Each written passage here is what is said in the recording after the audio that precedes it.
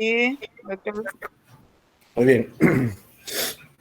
Entonces hoy vamos a ver el tema de trastornos de la conducta alimentaria, ya un tema que también, bueno, una serie de enfermedades que también se está presentando bastante. Bueno, siempre hubo, ¿no?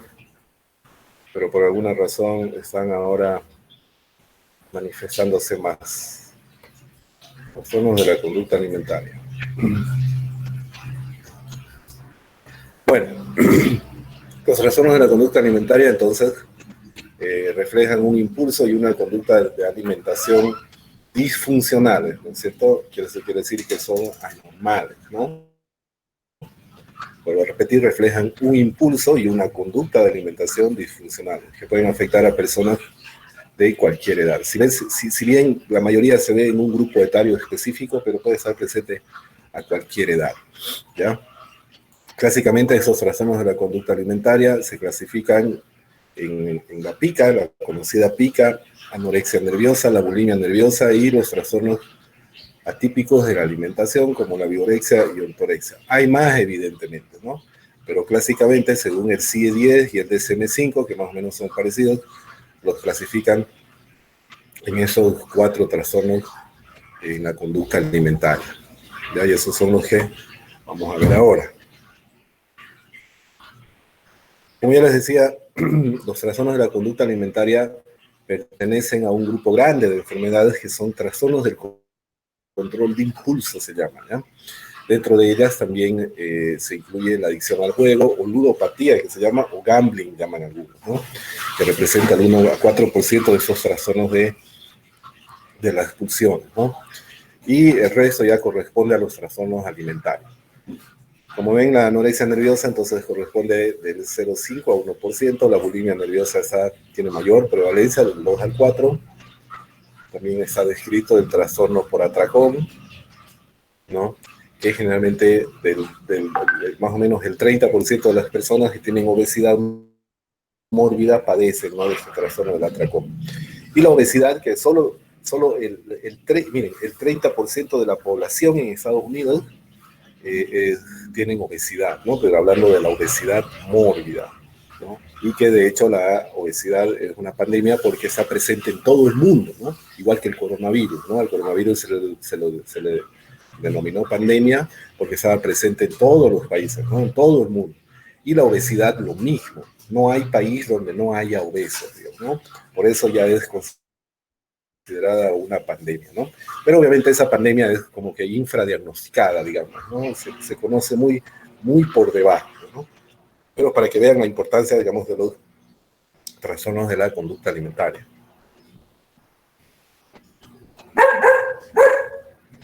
Bueno, entonces los trastornos de la conducta alimentaria está generando un gran interés creciente en la población porque cada vez hay muchas más personas, ¿no es cierto?, con sobrepeso, no solo con sobrepeso, sino con alteraciones en la conducta de la alimentación, ¿no?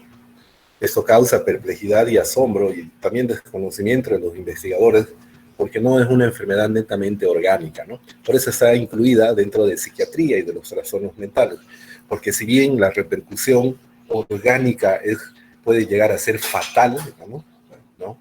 Pero la base, digamos, en sí es una alteración mental, emocional, en fin, lo que vamos a ver ahora, ¿no? Entonces, eso es lo que causa esa perplejidad en los investigadores, en los científicos, ¿no? De que no es solamente orgánico. De hecho, para tratar uno de esos trastornos tiene que ser un equipo multidisciplinario, ¿no? No solo es el psiquiatra, sino también medicina interna, también con nutricionistas. Entonces es un equipo multidisciplinario que trata de ese tipo de enfermedades, ¿no? Es un desafío para los profesionales, ¿no? Porque son enfermedades o son trastornos que son difíciles de llevar y difíciles de tratar, ¿no? Es más o menos como el alcoholismo. Chicas, porque generalmente se ven mujeres, ¿no?, que han estado ya 1 año, digamos, o 2 años, cuando se piensa que ya han superado la enfermedad, vuelven a tener una recaída, ¿no? Entonces, ese es el desafío de los profesionales. Es muy difícil de llevar, de tratar este tipo de enfermedades, porque más allá de las alteraciones orgánicas que produce, como les decía, de fondo hay una alteración, sobre todo en el estado del ánimo, en la percepción. Entonces es complicado ese tipo de enfermedad, ¿no? Difícil de tratar, como les dije, y una gran mayoría de los pacientes rechazan el tratamiento, ¿no? Ya vamos a ver el por qué, digamos, ¿no? Ahí, acabo de salir.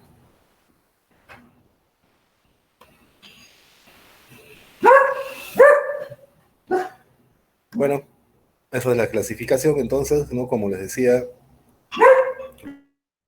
los trastornos atípicos de la conducta alimentaria, que son los que representan el mayor porcentaje de prevalencia, la bulimia nerviosa y la anorexia nerviosa. Entonces vamos a empezar con el factor etiológico, ¿no? O la etiología de esos trastornos alimentarios. Como en todas las enfermedades que hemos visto, los trastornos mentales tienen, ¿no es cierto?, una etiología social, una psicológica y una biológica. Necesariamente tienen que estar esos tres factores para que se desencadene la enfermedad, ¿no? Pero todas tienen esta misma característica clínica, tanto la bulimia como la anorexia o los trastornos atípicos de la alimentación tienen esta misma característica, que es que estas personas sobrevaloran la forma y peso corporal, ¿no? Sobrevaloran es como darle mucha importancia, digamos, ¿no? Como una objetividad, pero específica a la forma y peso corporal. Estas enfermedades comparten esa característica clínica, ¿no? A través de la entrevista que tenemos con el paciente, es decir, a través del examen mental, esa característica clínica que es sobrevalorar u objetivizar la forma y peso corporal, la comparten esas tres enfermedades. Entonces hablamos de la pica. La pica se diagnostica cuando se consumen sustancias no nutritivas de manera persistente por un periodo mínimo de un mes. En pocas palabras, la pica es cuando se come o se consume sustancias, pero que no son comida, ¿no? Por eso dice sustancias no nutritivas, cuando no es comida, de una manera persistente, por lo menos en un periodo de un mes, ¿no? Esta pica ya se describía desde hace siglos, desde hace mucho tiempo, y antes, ¿no?, se consideraba que acompañaba, o sea, las mujeres embarazadas, ¿no sé, comían tierra, ¿no? Las personas que tienen retraso mental o un trastorno neurocognitivo también, o antes se creía, ¿no?, que veían a un niño comiendo tierra y decían, ah, le falta hierro, ¿no?, le debe faltar vitaminas, dicen, ¿no? Y los niños estaban comiendo tierra, ¿no? Sin embargo, en niños no necesariamente es un trastorno. ¿Por qué? Porque ustedes saben que sobre todo en la etapa oral e incluso un poco más adelante en el desarrollo psicomotriz, el niño conoce su alrededor a través de la boca, ¿no es cierto? Cualquier cosa agarra y inmediatamente lo lleva a la boca, ¿no? Esa es la etapa oral, y que incluso puede haber como una etapa pseudo-oral entre los 5, 6, hasta los 8 años. Entonces no es de extrañarse que los niños puedan comer o meter cosas a su boca, ¿no? Por eso dice que niños no necesariamente es el trastorno, ¿no? Entonces denominamos geofagia cuando estas personas comen tierra, tricofagia cuando comen cabello o pelo, y tricotilomanía, que es el arrancarse el cabello y posteriormente hacer la tricofagia. Tanto la tricofagia como la tricotilomanía es muy común en las chicas que tienen anorexia nerviosa. Por lo menos el 60% a 50% de las personas que tienen una anorexia nerviosa y que es la restrictiva, entonces hacen tricofagia y tricotilomanía, ¿no? Se arrancan el pelo, como ven ahí en la imagen, los cueros cabelludos, ¿no? Y después se lo comen, ¿no? Hay una imagen de una intervención quirúrgica que se hace en el estómago para sacar, ¿no? Ustedes ven ahí un montón de cabellos, ¿no? De pelo. Entonces, eso es lo que se considera la pica. Ya entramos a la anorexia y la bulimia, ¿no?, que son los principales trastornos de la ingestión de alimentos o de la conducta alimentaria. ¿Qué características tienen? Que son conductas alimentarias alteradas, obviamente, ¿no? Y lo que compartían clínicamente, ¿no? Que hay una intensa preocupación por el peso y por la forma corporal. Ya esas enfermedades ya, ya se describían hace muchos años, por eso dice, ¿no? 1873, ese señor tenía, ¿no? Sus pacientes que eran jóvenes emaciadas, es decir, bastante delgadas, esbeltas, que compartían esas características. Tenían amenorrea, o sea, no menstruaban, ¿no? Estreñimiento, hipotensión, digamos, un pulso lento, ¿no? Y que eran hiperactivas, es decir, tenían esa estructura de personalidad ansiosa, inquieta, ¿no es cierto? Hasta hipocondriaca. Entonces, él notó eso en varias chicas, porque la mayoría eran mujeres, si es que no eran todas en esa época, y empezó ya a describir, digamos, ¿no? Y ya le denominó anorexia nerviosa. Entonces, como verán, desde hace muchos años ya está presente esa enfermedad de la anorexia nerviosa, ¿verdad? Bueno, ese es un personaje famoso, bueno, era porque ya falleció, Isabel Caro se llamaba, ¿no? Era una modelo que sufría de esa enfermedad y que después ella quiso rehabilitarse, ¿no? Y acaba esas fotos, digamos, esos panfletos que incluso ponían en gigantografías en el país donde ella era, luchando contra la anorexia, ¿no? Esa chica tenía 28 años, medía unos 65 y pesaba 33 kilos, casi la mitad de una bolsa de cemento, ¿no? Con índice de masa corporal de 12. Y al final termina falleciendo por la anorexia en noviembre del 2011. Ahorita van a aprender a sacar su índice de masa corporal. Bueno, entonces la famosa anorexia nerviosa. Ven el concepto que es importante. Es muy importante que puedan entender el concepto de la anorexia nerviosa para entender lo que es la bulimia, porque muchas personas confunden esas dos. En la anorexia nerviosa se define, ¿no?, como una restricción del ingreso de energía suficiente para causar peso bajo. En pocas palabras, la anorexia nerviosa se restringe la alimentación o el consumir alimentos, ¿no?, al extremo de causar peso bajo o bajo peso, ¿no? Y que eso ocurre en presencia de un intenso temor a aumentar de peso o ser obeso, o conducta persistente que interfiere en el aumento de peso, ¿no? ¿Se entendió bien, no? Entonces, en la anorexia hay una alteración en la percepción o en la sensopercepción de la propia forma corporal. ¿Se acuerdan que cuando hacíamos el examen mental uno por uno, ¿no? Cuando íbamos a la universidad, fuimos desarrollando cada uno de los ítems, ¿no es cierto?, que nosotros evaluábamos en el examen mental. Vimos conciencia, pensamiento, estado de ánimo, y también evaluamos la sensopercepción. Entonces, en la anorexia, ahí está, aquí está entre paréntesis, hay la pseudoilusión, que es la percepción errada de la figura o del cuerpo. Digamos, cuando estas chicas se miran en el espejo, se ven gordas, se ven con rollos, digamos, se ven con sobrepeso. Por eso es que ellas tienen ese intenso temor a aumentar de peso o ser obeso, o seguir aumentando, según ellas, por esa alteración en la sensopercepción que tienen, y que está condicionado, obviamente, por el estado del ánimo.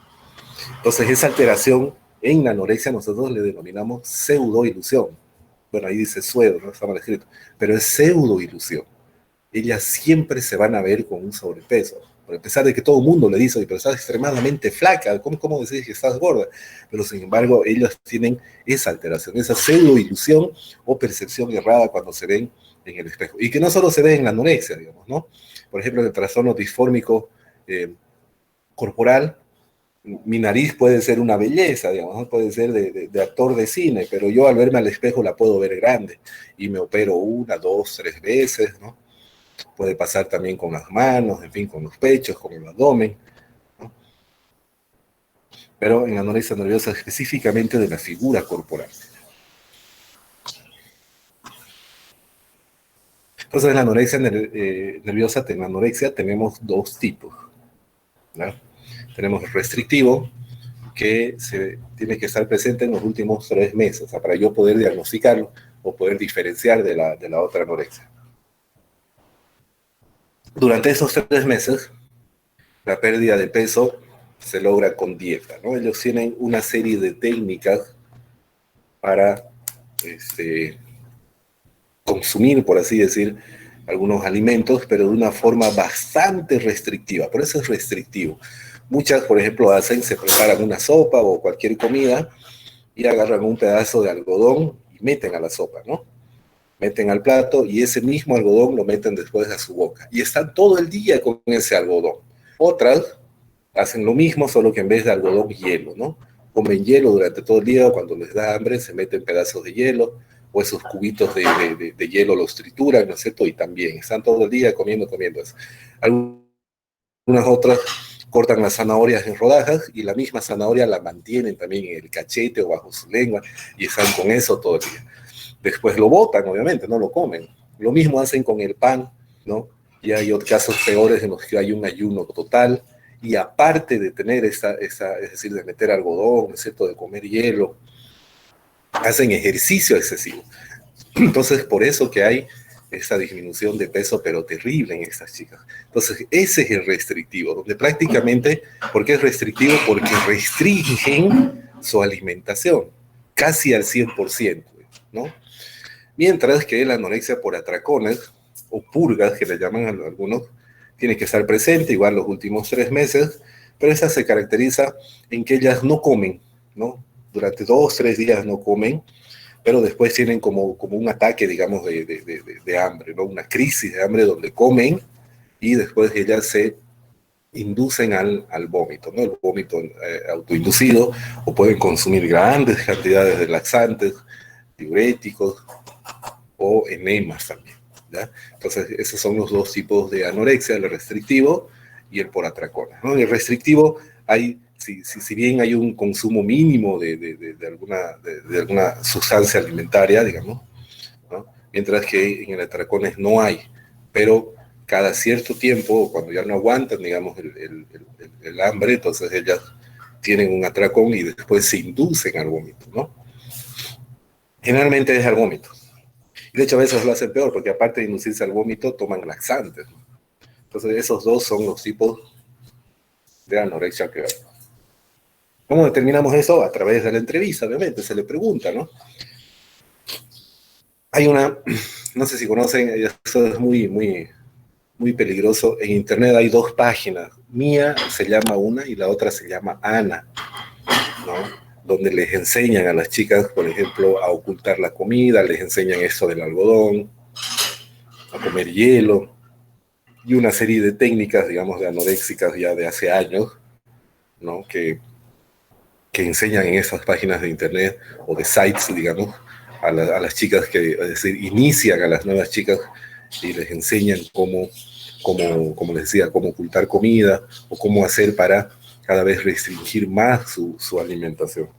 Así que los que tengan o los que tengan hijos de 15 a 20 años tengan mucho cuidado siempre de que siempre estén viendo que no estén entrando a ese tipo de páginas.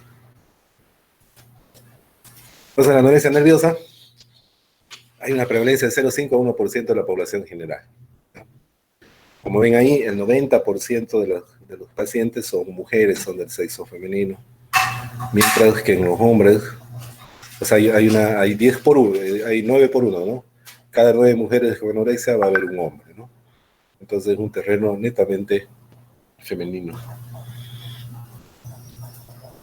La edad generalmente que inicia, o el grupo etario del que generalmente se ve, es entre los 14 a 18 años. Siempre aparece en adolescencia. 75% de los pacientes con anorexia nerviosa están en ese rango de edad.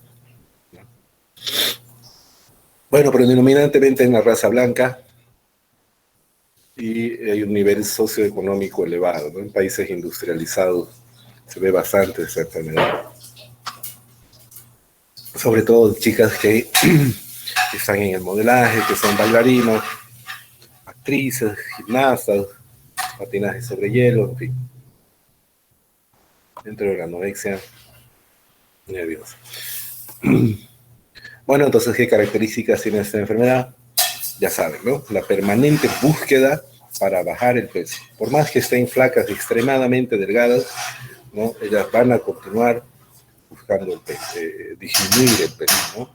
¿Por qué? Porque ellos consideran el disminuir el peso un éxito, ¿no?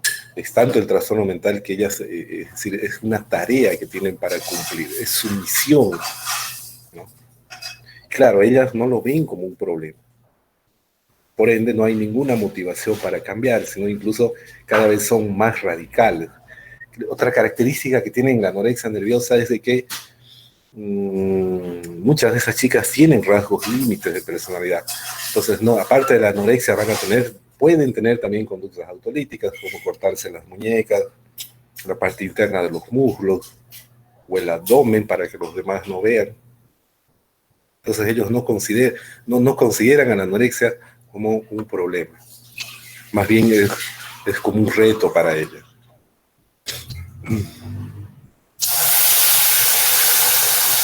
Bueno, entonces, ¿cuáles son las causas? Es multifactorial, ¿no? Como en todos los trastornos mentales. Factores biológicos, alteración hormonal. No es que por la alteración de una hormona a mí me va a dar anorexia. No, sino que ustedes saben que las hormonas, sobre todo las femeninas, fluctúan, ¿no es cierto? Por eso tienen un ciclo. Entonces, en estos ciclajes, si hay una alteración de los neurotransmisores sumado al factor psicológico y genético, entonces se puede desencadenar la anorexia nerviosa, ¿no? Hay una alteración de los neurotransmisores también, sobre todo de la dopamina, porque en este caso va a regir el pensamiento, la serotonina, el estado del ánimo, y la noradrenalina, que es la parte vegetativa, ¿no? En el hipotálamo, la serotonina modula la conducta alimentaria, 5-HT de serotonina, ¿no? Entonces, esta en el hipotálamo modula la conducta alimentaria al producir la sensación de llenura y saciedad. Entonces, hay una alteración. Claro, si la serotonina está alterada, por supuesto que este ciclo de la serotonina con el hipotálamo se va a alterar. Por eso es que en la depresión, cuando yo soy deprimido, poco tengo hambre, pues, ¿no? Algunas personas también tienen mucha hambre. En la ansiedad es lo mismo, hay la hiperfagia, ¿no es cierto? El comer cada rato, el estar picando, se debe también a este ciclo con el hipotálamo, ¿no? Y claro, tienen mayor vulnerabilidad biológica los ectomorfos, ¿no? ¿Cuáles son los ectomorfos? Son los delgados, ¿cierto? Pues tienen esa constitución. Entonces, como siempre va a haber un factor genético, ¿no? Parientes de primer grado, eso ya lo saben. Seguimos con las causas, eso es muy importante, ¿no? Los factores psicológicos. Rasgos de personalidad obsesiva, ¿no? Los que tienen un perfil o una personalidad obsesiva compulsiva, porque buscan el perfeccionismo, la competitividad, ¿no? La anorexia es percibida como positiva para el afectado, ¿no? Es un refugio contra eventos vitales perturbados, es decir, si alguna vez tuvieron algún evento emocional intenso en la infancia y que haya sido negativo, entonces a través de la anorexia ellas encuentran un refugio ante estos eventos perturbadores. O por ahí es un evento que todavía lo están viviendo, ¿no? Chicas, por ejemplo, que permanentemente son sometidas a abuso sexual, digamos, ¿no? O abandono parental, ¿no? O relaciones interpersonales y la sexualidad. Creen que es lo único que puede controlar. Y eso es clave y básico en la anorexia.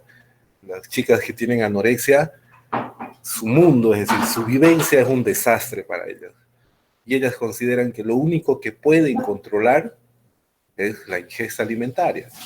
Por eso es que ellas tienen esa misión o ese objetivo de cada vez enflaquecer más, porque claro, se asocia a la relación, a la percepción que tienen. Entonces, el mundo que se está derrumbando en las chicas que tienen anorexia, en todo ese desastre, lo único que ellas consideran que pueden controlar es su misión. ¿Cuál? Mantener la anorexia o cada vez disminuir más el peso.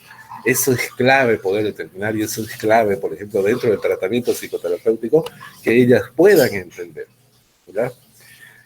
Algunos médicos, psiquiatras, creen que es un intento de prolongar la niñez y escapar a responsabilidades adultas, que también es cierto, ¿no? Por algún evento igual anterior que ellas han tenido, entonces inconscientemente y permanentemente quieren seguir, digamos, en ese, es decir, ellas tienen la idea de que siendo niñas o estando todavía en la infancia, ¿no?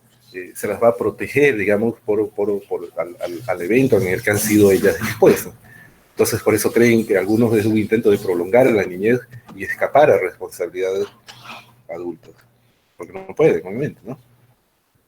Entonces, esos factores son muy importantes el conocerlos para poder entender cómo es que funciona el pensamiento o el mecanismo pensante en la anorexia nerviosa. Y que a través de la psicoterapia está dirigido precisamente a todo eso, ¿no? Primero que ellas tengan esa introspección y después, posterior, ya trabajar en el resto. Los factores ambientales, que también son determinantes, ¿no?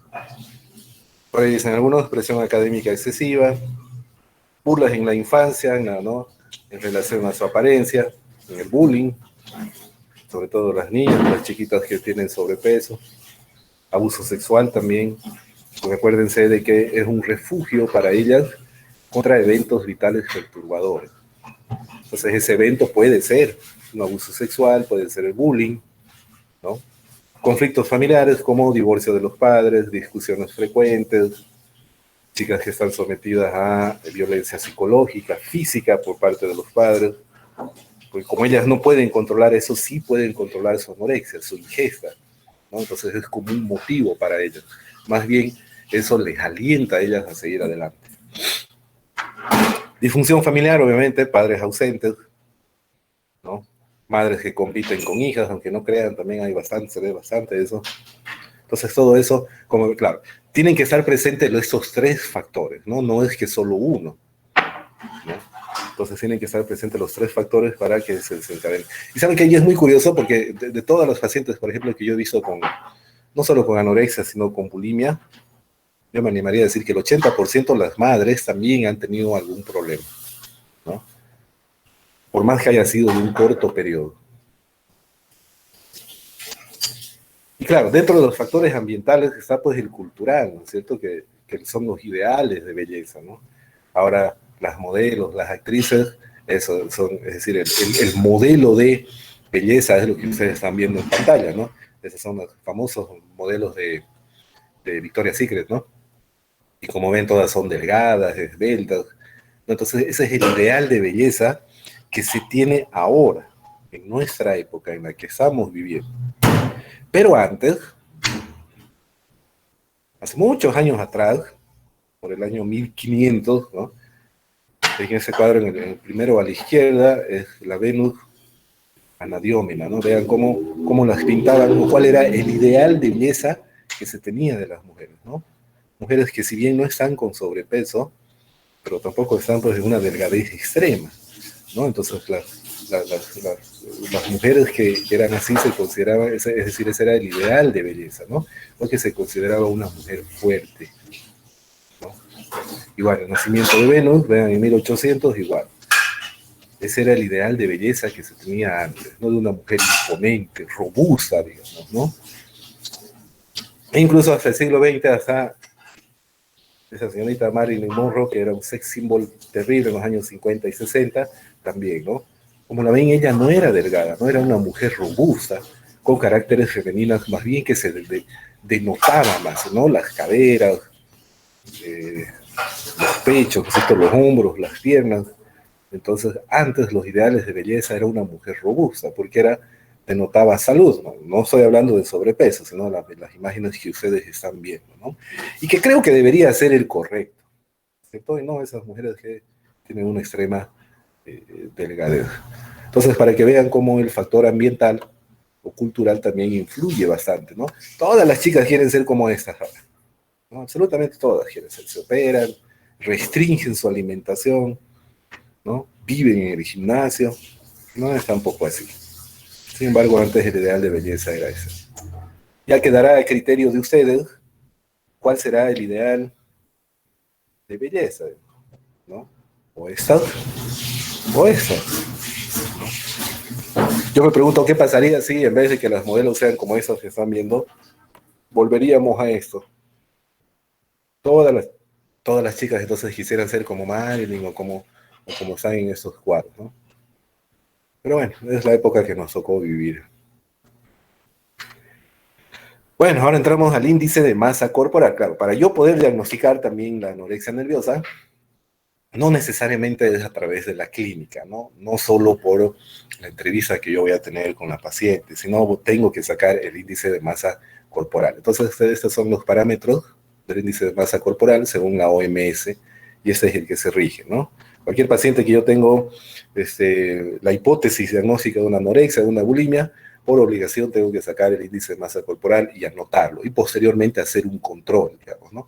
Los nutricionistas también hacen eso. Entonces, ¿cómo saco el índice de masa corporal? Es el peso sobre la altura al cuadrado. Ya, aquí están los parámetros, ¿no? Bajo peso, por ejemplo, es de 18 menos, el normal es entre 18 a 24, sobrepeso de 25 a 29, obesidad de 30 a 39 y obesidad mórbida más de 40. Entonces, ¿cómo hago el cálculo?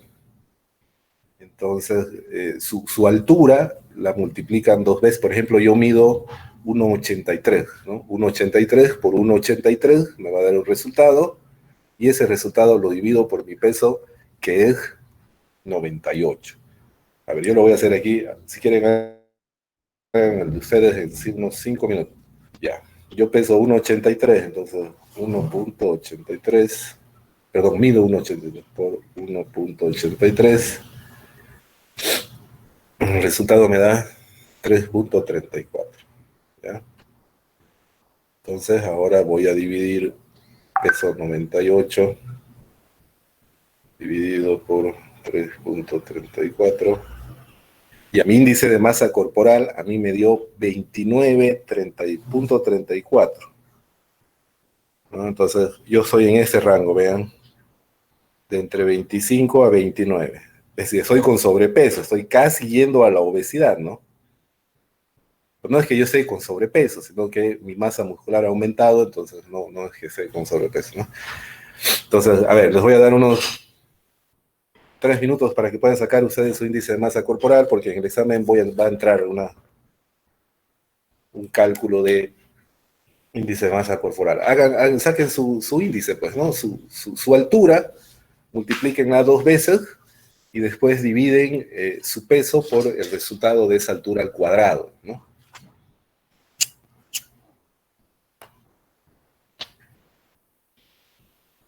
De hecho, pueden hacer con todos eso en su casa. Si es que no saben, supongo que ya saben, ¿no? Incluso en sus clases de gastro, pues supongo que la doctora Marañado ya les habrá enseñado el índice de masa corporal.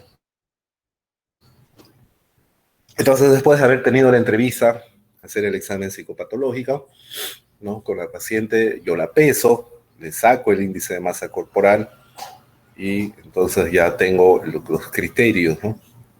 Para poder diagnosticar, ¿no? Claro, si el índice me sale menos 18, por supuesto que ya está, ¿no? En la anorexia nerviosa más la clínica. Ahorita vamos a ver qué cosas más nosotros encontramos o nos ayuda clínicamente para poder determinar el diagnóstico de la anorexia nerviosa. ¿Ya sacaron su índice de masa corporal? Ya, doctor. El mío dio Muy bien. 26. ¿Cuánto te dio? 26. 26, de pura masa muscular también, igual que yo, ¿no? Capa, no. Muy bien.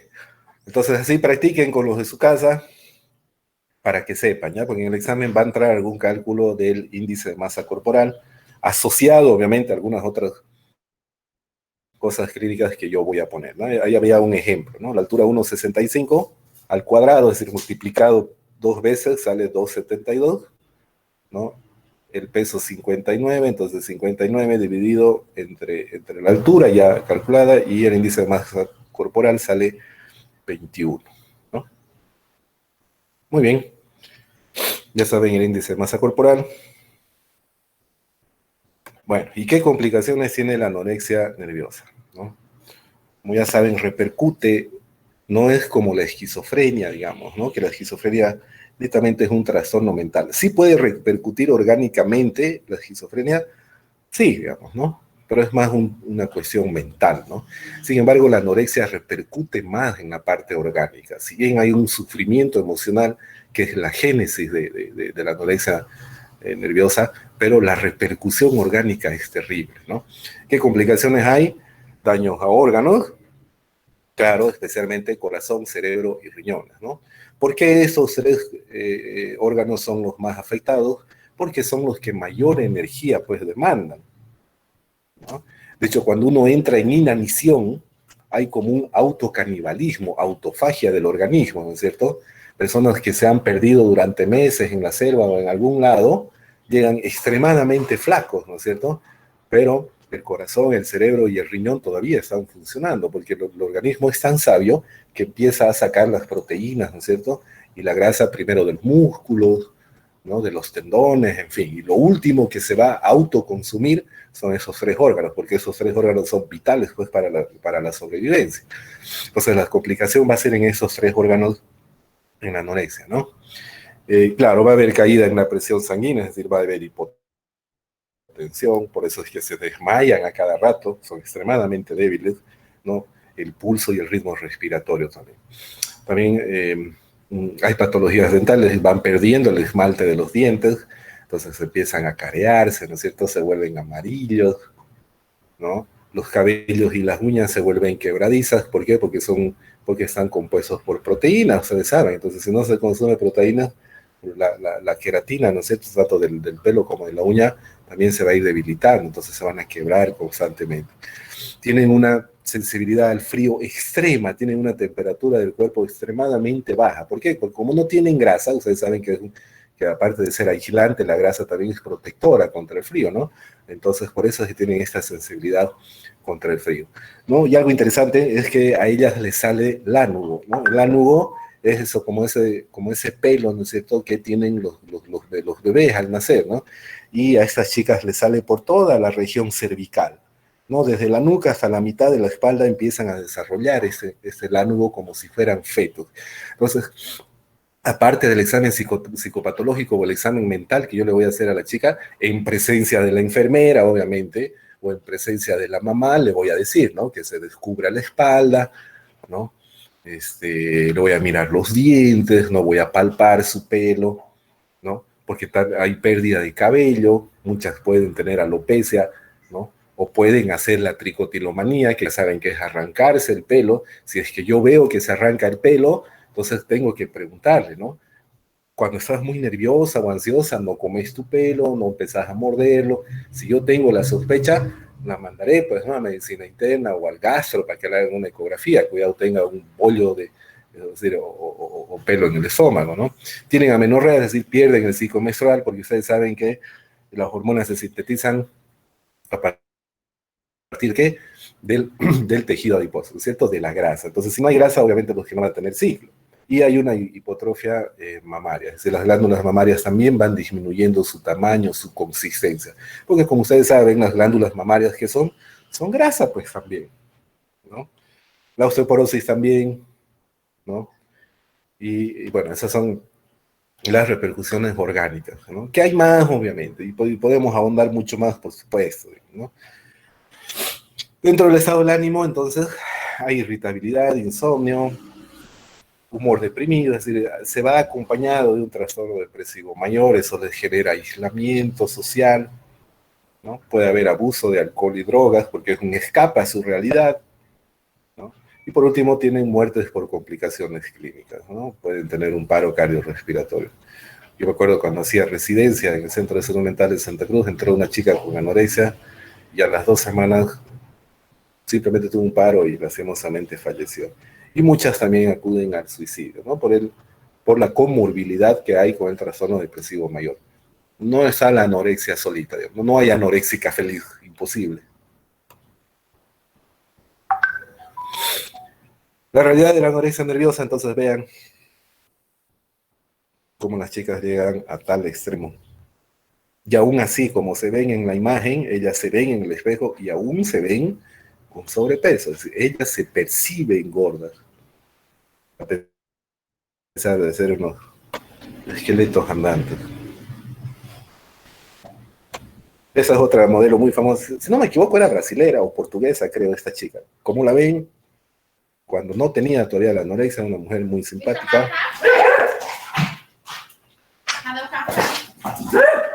¿No? Entonces era bastante, no voluptuosa, vamos a decir, ¿no?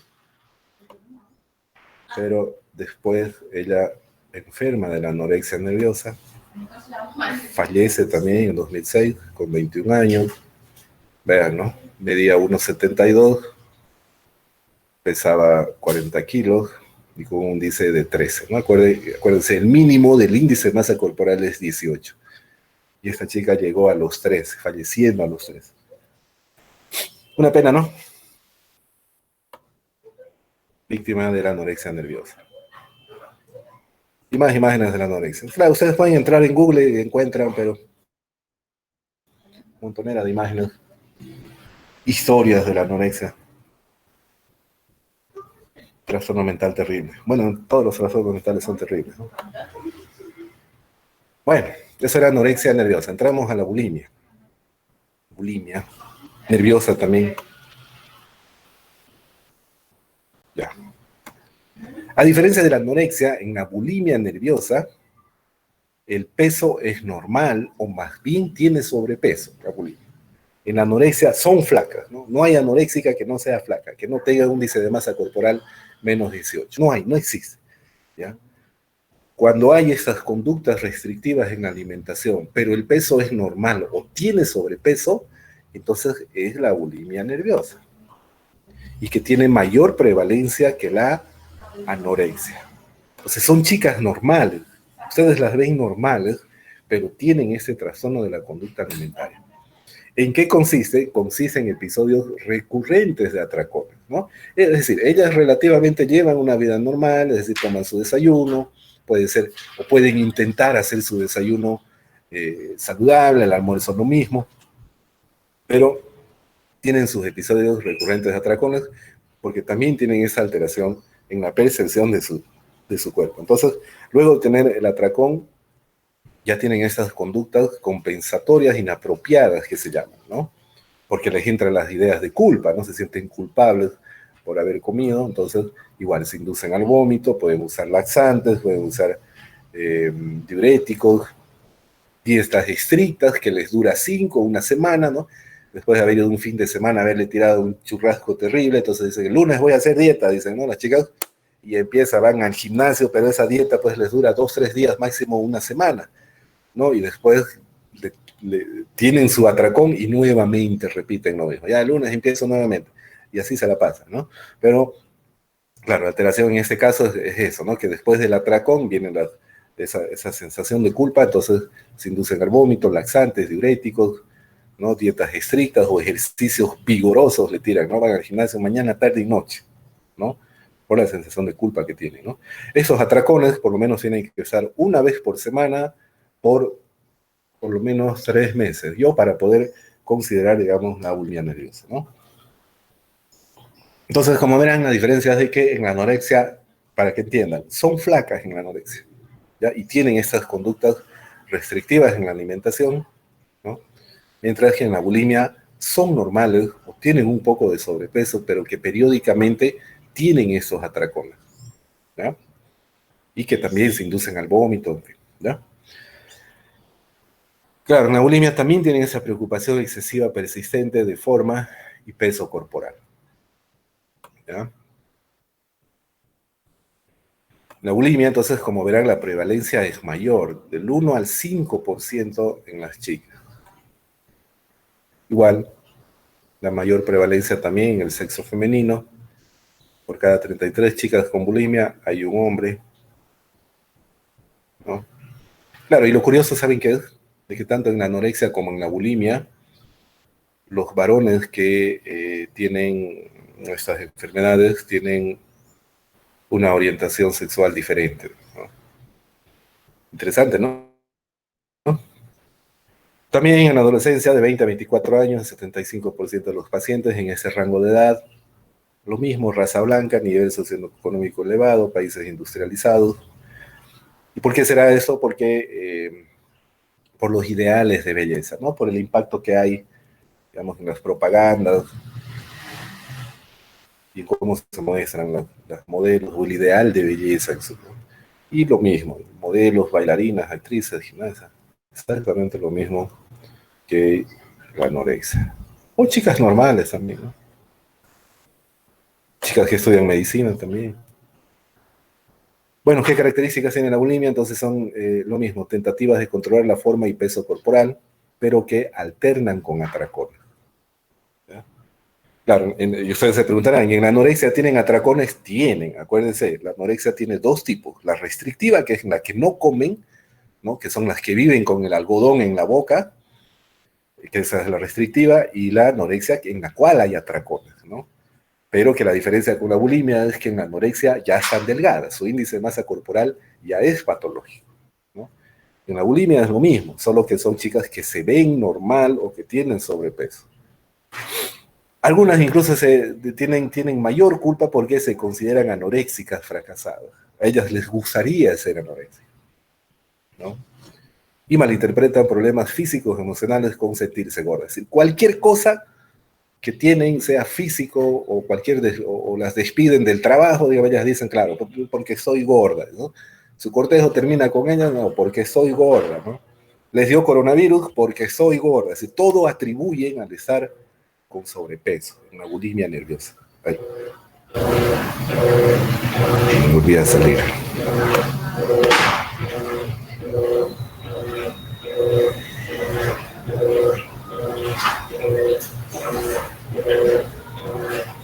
Entonces, en la bulimia hay este ciclo, ¿no? Que hay la restricción, digamos, de comer, pero no les dura ni un día. Posterior a eso hay la compulsión a comer o a, ¿no? a tener los atracones. Y posteriormente ya la purgación, ¿no? Que son el inducirse al vómito, el tomar laxante. Ese es el ciclo de la bulimia nerviosa. Bueno, eso era con de anorexia y bulimia. Hay otros trastornos alimentarios atípicos, como ya les había dicho, ¿no? Que no reúnen los requisitos necesarios para anorexia nerviosa o la bulimia nerviosa. ¿Ya?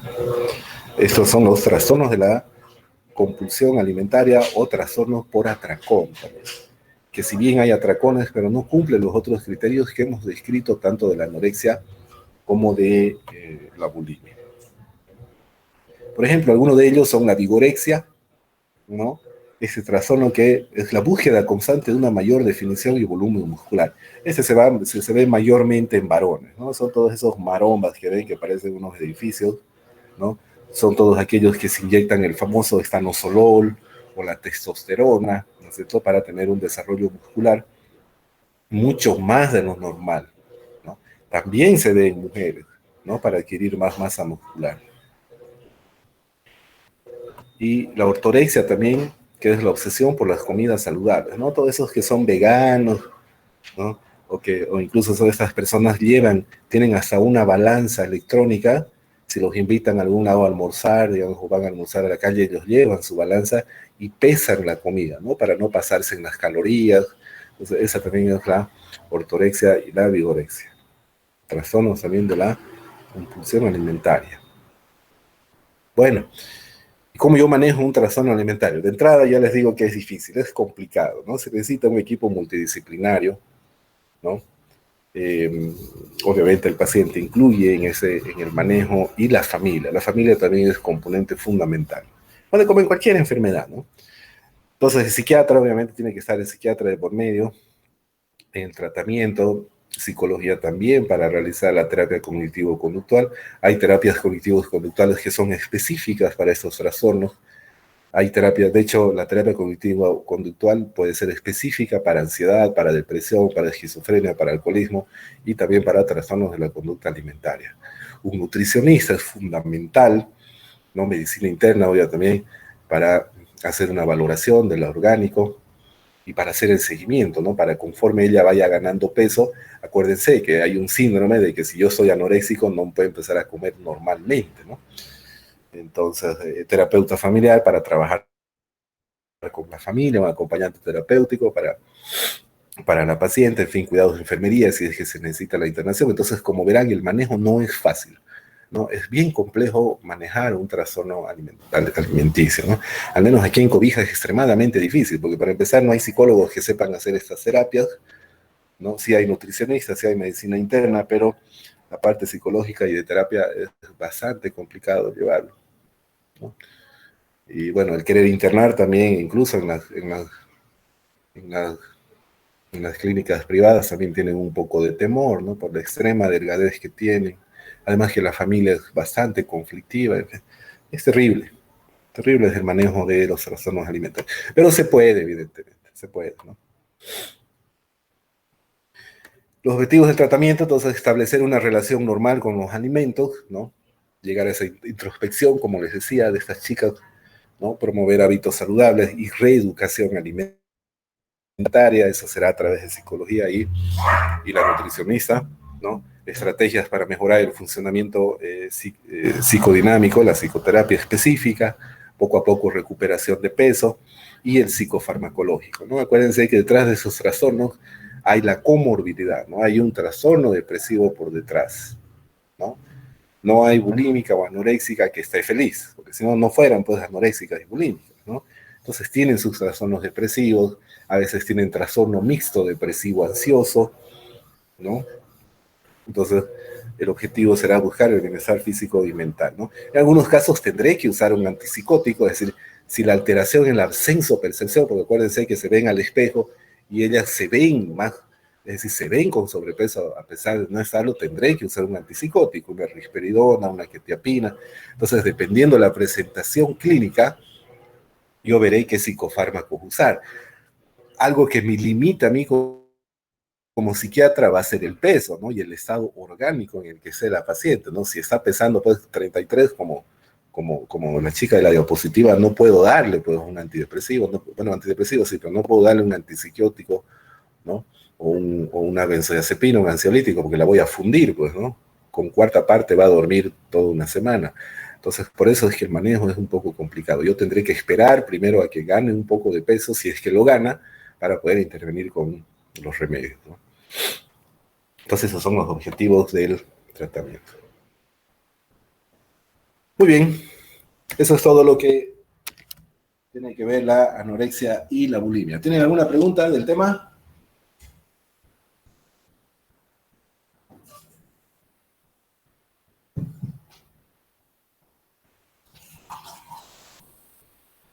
Doctor, el Sí. endocrino tiene también un papel fundamental, ¿no? El endocrinólogo. ¿Quién? Ay, endocrinólogo. En- No. no, ¿Cómo, porque cómo? el internista, es decir, si es que yo veo una chica con un índice, digamos, de 15 o de 13, la voy a mandar a nutrición, obviamente, y la voy a mandar a medicina interna. Entonces el internista le va a pedir, ¿no? Su hemograma, en fin, sus cuestiones. Y si ya ve alguna alteración, porque seguramente, claro, dentro del protocolo está a pedir también, ¿no? El perfil tiroideo, en fin. Si él ve alguna alteración, o lo va a manejar el internista o él va a decidir mandarla a un endocrinólogo, ¿no? Ahora, si es una chica ya con sobrepeso marcado, probablemente sea problemas de tiroides, ¿no? Entonces yo haré la valoración respectiva por medicina interna y yo me ocuparé, digamos, ¿no? Del espectro mental, ¿no es cierto? De emociones y de todo eso. Obviamente tendré que comunicarme con el internista, por eso es un trabajo de equipo, ¿no? Y con él haremos un esquema terapéutico, no es exclusivamente un trastorno psiquiátrico, ¿no? Porque acuérdense que la repercusión orgánica es terrible. Si tiene que intervenir el endocrinólogo, seguramente lo hará, pues, ¿no? Pero pueden entrar casi todos los, hasta el cirujano puede entrar, si es que llega a consumir mucho pelo y se le hace una bola de pelos en el estómago, el cirujano también tendrá que entrar. Entonces, como verán, el equipo puede ser de un montón de profesionales, no solo psiquiatría. ¿Qué más?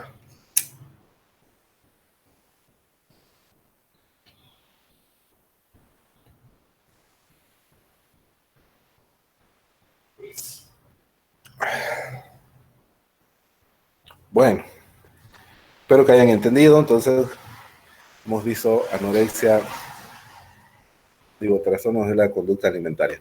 Ya, el próximo miércoles avanzamos trastornos neurocognitivos, ¿no es cierto? Todo lo que es demencia, trastorno orgánico cerebral, toda esa cuestión. Y con eso ya estaríamos terminando el programa de psiquiatría. De ahí daríamos el tercer examen, que sería de esos tres temas, nomás sería, ¿no? Abuso de sustancias psicoactivas, trastornos de la conducta alimentaria y trastornos neurocognitivos. Ese sería el tercer examen. y de ahí a que yo creo que será de aquí a unas 2 o 3 semanas, de ahí van a pasar unas 2 semanitas, daríamos el final y listo, ¿ya? Las notas todavía no están, estoy recopilando todos los videos, ¿no? Y sacando la nota de los que participaron y ya voy a votar la nota total. Seguramente será en estos días. Muy bien, si no hay alguna otra duda del tema, nos vamos despidiendo, entonces nos vemos el próximo miércoles a las 9:30 de la mañana. Tengan buen día. Gracias, doctor. Chao, chao. Gracias, doctor. Hasta luego.